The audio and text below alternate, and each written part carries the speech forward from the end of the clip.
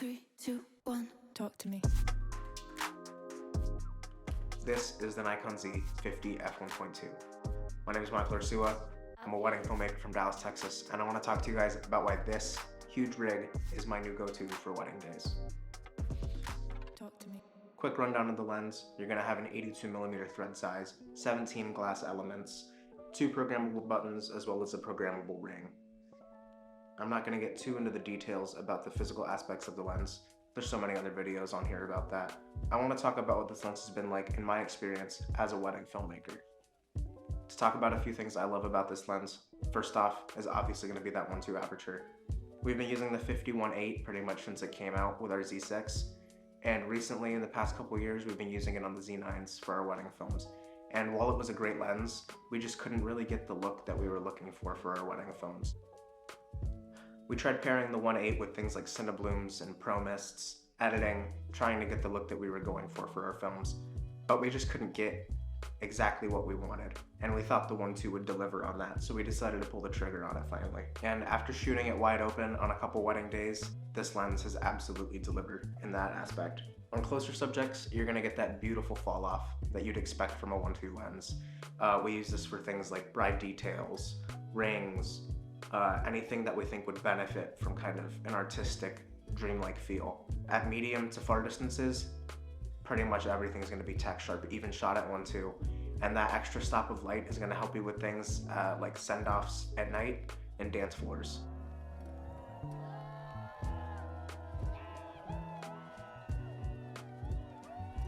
One of the other things I love about this lens is going to be the build quality. This thing is pretty much solid metal and has one of the nicest focus rings I've ever used on a camera. But that comes with a trade-off. When you pair it with something like a Z9, you're looking at around a 6.5 pound payload right here. And that can get kind of tiring to hold on a wedding day, especially when you put it on a gimbal and you have a monitor. I think overall my rig weighs about 9 or 10 pounds. The lens itself is 2 pounds and 9 ounces, but the build quality you're getting out of this thing is insane. We shot our first wedding with this lens out in the rain, and it held up beautifully. Speaking of durability, this is my main dance floor lens. I know it's not a small rig, but I absolutely love what it does to dance floors and the footage that we get out of that. So I've committed to using this huge rig with a monitor and handle for our tight, cramped dance floors. And it's held up incredibly. I have the hood on, and it's definitely taken a couple elbows, a couple backs, a couple people jumping into my camera, and this lens hasn't missed a beat. It's incredibly fast, durable, and even with all that, I haven't really had to worry about it at all. Another thing I want to talk about in regards to using this lens for video is going to be how's the autofocus. Older 1.2s, especially on DSLRs, are kind of notorious for having slower autofocus, just because the glass elements inside of those are huge and they have to move so many around for autofocus. But with this lens, I haven't really noticed any of that. The autofocus is snappy, tack sharp, and paired with the Z9 autofocus, it hasn't missed for us on a wedding day.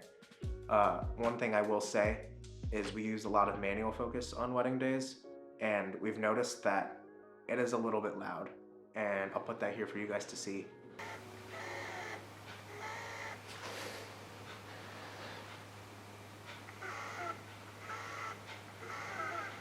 While it's definitely a little bit louder than some of our other Z-mount glass, we haven't really noticed an issue with it affecting any of our on-camera audio, especially if you're pairing it with something like a shotgun mic or off-camera audio. But I figured this would be an important thing to talk about, especially if you're considering spending this much on this heavy of a lens. One of the things Nikon nailed about this lens is going to be the focus breathing. This lens has pretty much none at all.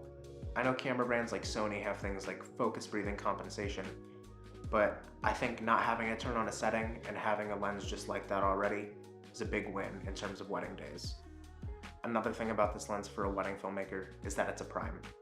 And I know that's pretty obvious, but I know most of us film on things like 24-70s, 70-200s, 35-150s, and having a locked-in focal range of 50 has its pros and its cons. I believe having this locked-in focal range of 50 helps me get more creative. I need to communicate more with the photographer and the couple, and I need to figure out how to place myself to be unobtrusive, yet still getting the shots I need in order to deliver a final film that we're proud of. In closing, this is definitely not a cheap lens. Coming in at $2,200 and 2.9 pounds, it's not going to be for everybody. But we believe that this lens provides the look that we wanted for our final films and what we delivered to our clients. And that's why we decided to pick it up. Thank you guys for watching. See you guys in the next one.